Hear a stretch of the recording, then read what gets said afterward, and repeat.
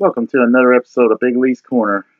Alright, I'm doing the TSW results, which were actually last night. As you can see, it's daylight out. Okay, where do I start?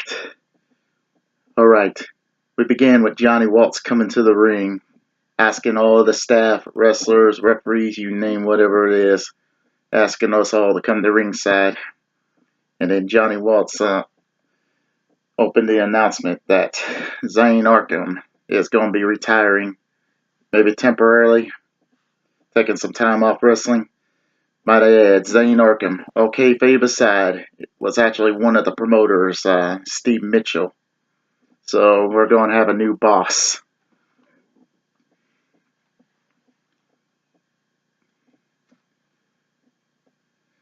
Plus, Johnny Waltz gave him a plague and a Batman stand to the plague. And since I don't remember anything else about this very much that's important to mention, now let's get to the matches. Alright, first of all, I don't know what this Battle Royal is. I forgot what it's called, but it was actually a 7-man Battle Royal featuring Trip Heathens, DLC, Brandon Kohlmeyer, Anderson Grimm, Vladimir Petrov, and 2 other guys I don't know the names of. Sorry to those guys, I haven't seen them enough to know their names. But anyway, it was like the stipulations were the final 3 men in this Battle Royal will have a regular triple threat match. So with Petrov and Anderson, along with those other 2 guys being eliminated, that left a 3-way between, might add, Anderson being the last of those 4 being eliminated. DLC throws Anderson out of the ring through the second rope, and then the referee reminded him that Anderson's not eliminated unless he goes over the top rope, so DLC had to throw him back in the ring, and one of them threw him over the top rope. So now it's down to DLC, Heathens, and Kohlmeyer. And Trip Heathens ends up winning the match. Now, let's see. Next match. No, it wouldn't be this one. It would be the 4th match. Sorry, I'm slow on this. Oh, hell, I'm just going to name all the matches if I don't get them in order.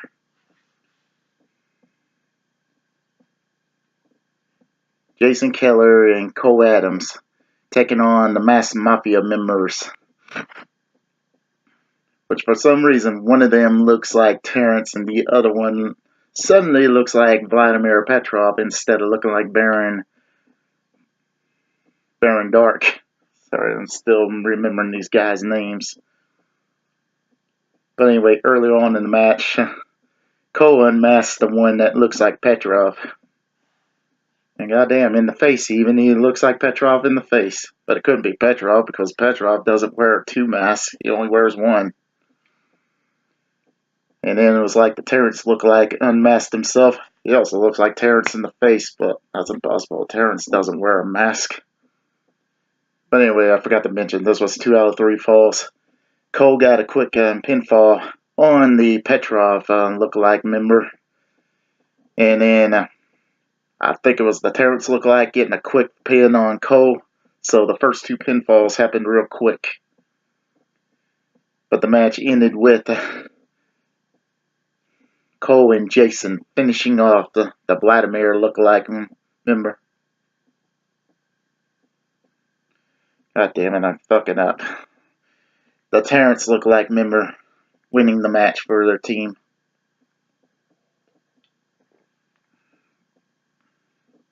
Alright, now I remember the second match. It was Bo Sawyer versus Drew Legend and Dalton Davis in a handicap table match. The match kind of went on for a few minutes. Then Davis was attempting to go for a spear on Bo Sawyer as Bo Sawyer moved him out of the way and made him run into the table, getting him eliminated.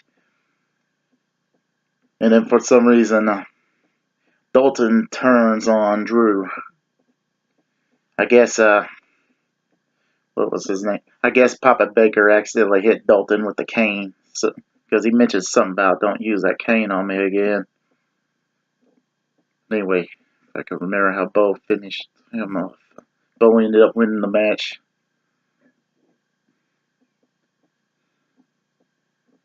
Hate it when I forget things like this. Oh hell, just to make a long story short, Bo won the match. I already mentioned the third match. Okay.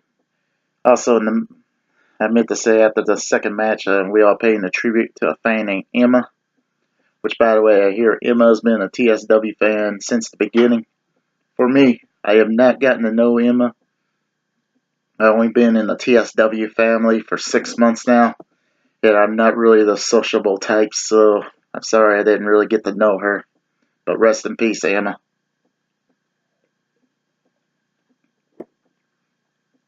Well, we all surround the ring with the 10-bell salute, and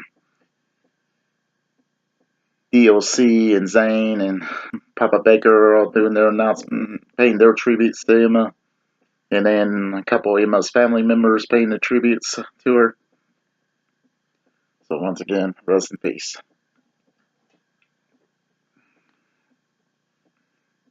Match 4. Okay, match 4. As soon as I remember what his first name is, Zach Burklow defeated Damian Baker. Damian Baker happens to have his own personal ring announcer now.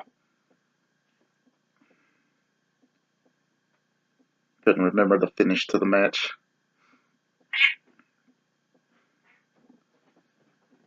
Semi-main event, Alan Angel defeated Terrence in a bull rope match, or a cowbell match, by touching all 4 turnbuckles. And then the main event, Zane Arkham versus Blaine Black in a casket match. Well, anyway, Blaine Black finished off Arkham for the win. And it was like, God damn it, I forgot there's more of an interesting twist to this one. Alright, earlier on in the match, Zane was pushing the casket to the back so he could avoid getting put in that casket. And it was like some of the staff members pushed the casket back to ringside. And when Zane was getting ready to open the casket, it was pretty much Goldust versus Undertaker style as the casket opens and DLC playing the role of Mankind. And this was in the casket and comes out and costs Zane Arkham the match, putting him in the casket. As Blaine closed the lid, Blaine kind of stands on the casket for a minute. And then misbehaving, sits on top of the casket as the staff members are getting ready to push the casket to the back.